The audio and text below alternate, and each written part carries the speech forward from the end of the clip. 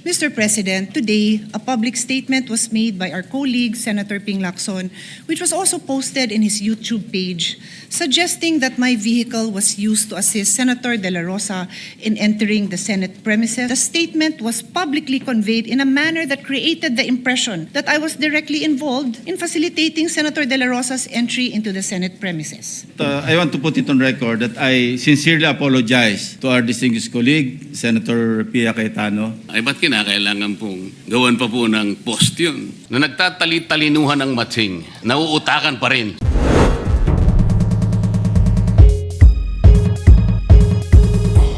The floor, may I move that she be What is recognized, Mr. the President? pleasure of the lady from Taguigan Pateros? Thank you, Mr. President.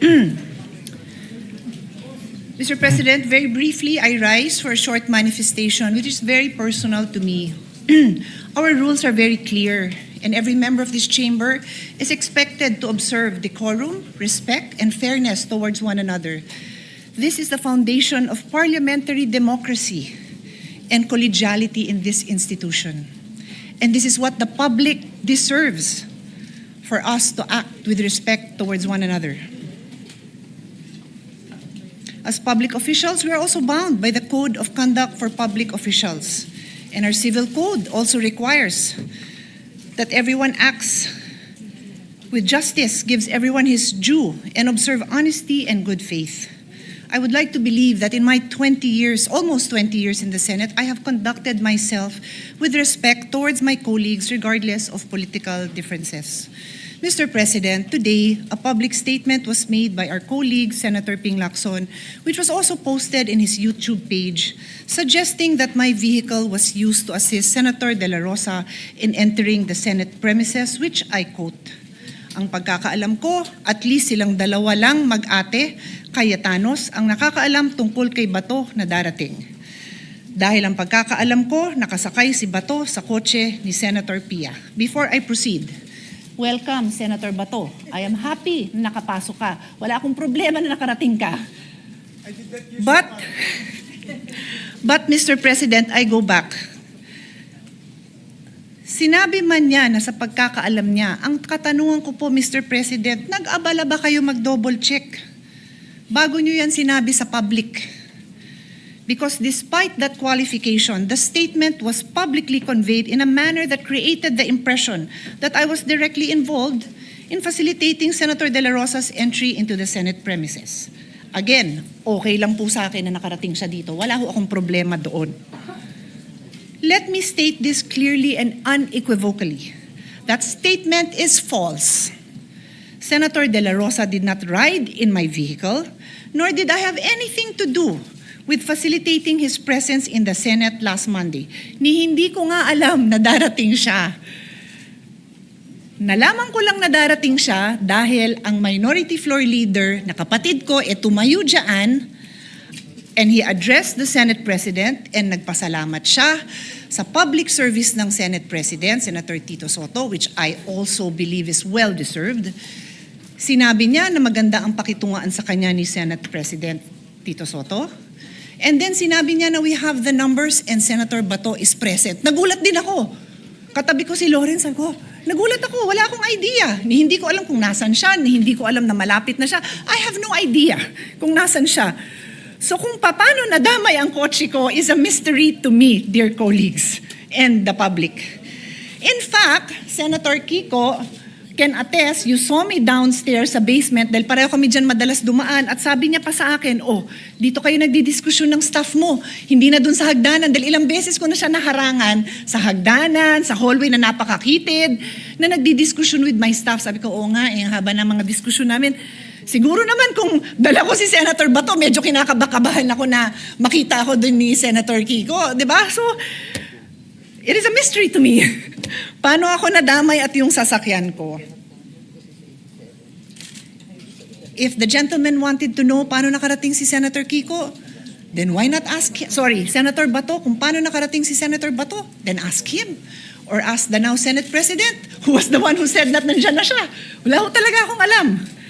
So, Mr. President, a false public imputation, whenever made, is exactly what the above-mentioned rules were designated to prevent. Unverified allegations about a colleague falls below the standard of professionalism that is demanded of public officials. Magulo na nga ang mundo, magulo na ang Pilipinas, wag na nating dagdagan.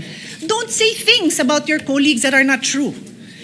I trust that under the leadership of my brother, Alan Peter Cayetano, whom I know, not just as a public servant, but as my younger brother, this chamber will conduct itself with sobriety, fairness, and respect for the truth and respect for one another. Mr. Senate President, I will keep this manifestation short. Napakarami pa hong trabaho.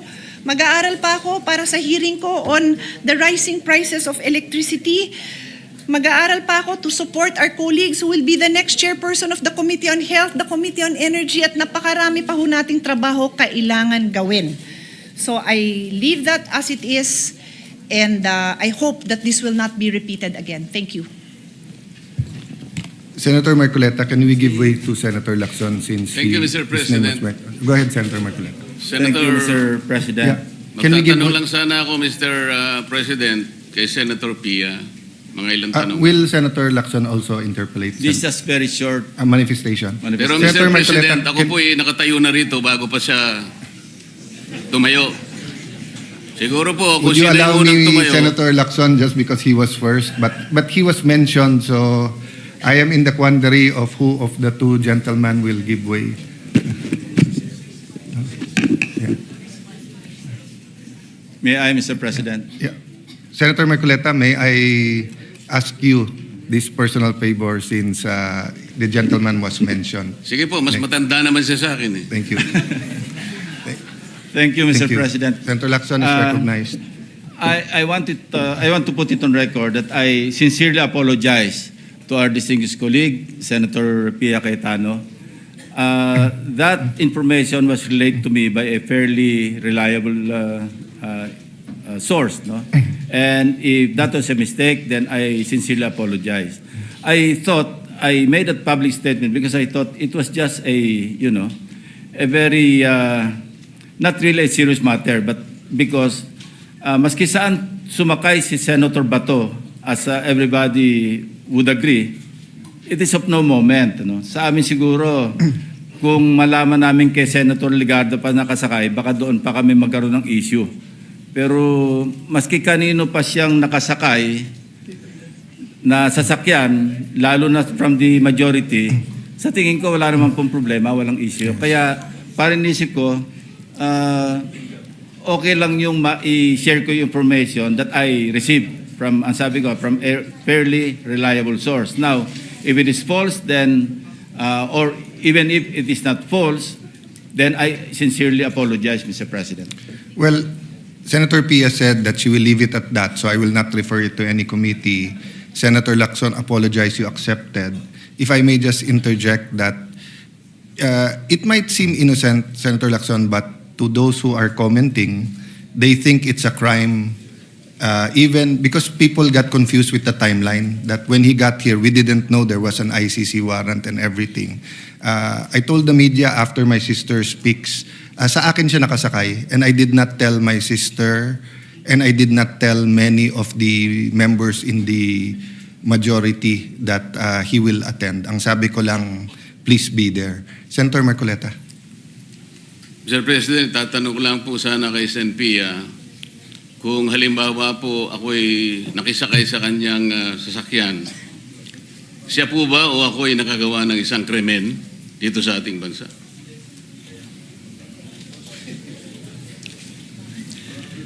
Sa akin lang po, kung kahit sino sa mga kasamahan natin dito na they need a ride, na nangyari na yon. Minsan may event tayo, sumasakay ako sa kotse ni Senator Mig Subiri, nakasakay na rin ako sa kotse ni Senator Loren, nakasakay na rin ako sa kotse ni Senator Angara. Sino pa sa inyo hindi nagbibigay sa akin ng ride? I would be happy to give a colleague a ride. But I'm just saying, that's why I had to repeat na I don't have an issue with Senator Bato arriving in the Senate. I have an issue with the aspersion of malice na parang patago kong pinarating dito na gamit ang kotse ko na walang katotohanan. Kaya to answer your question, wala naman hong masama doon. Yun nga po eh. Siya na rin po ang umamin na wala naman pong masama, ay ba't kinakailangan pong gawan pa po ng post yun?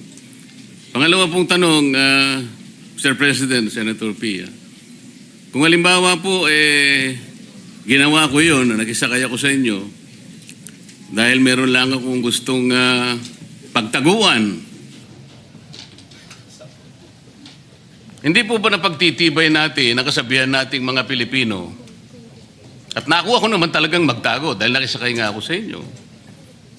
Hindi ba napatunayan natin ang isang kasabihan, Mr. President, Senator Pia, na nagtatali-talinuhan ng matsing, nauutakan pa rin. Salamat po, Mr. President.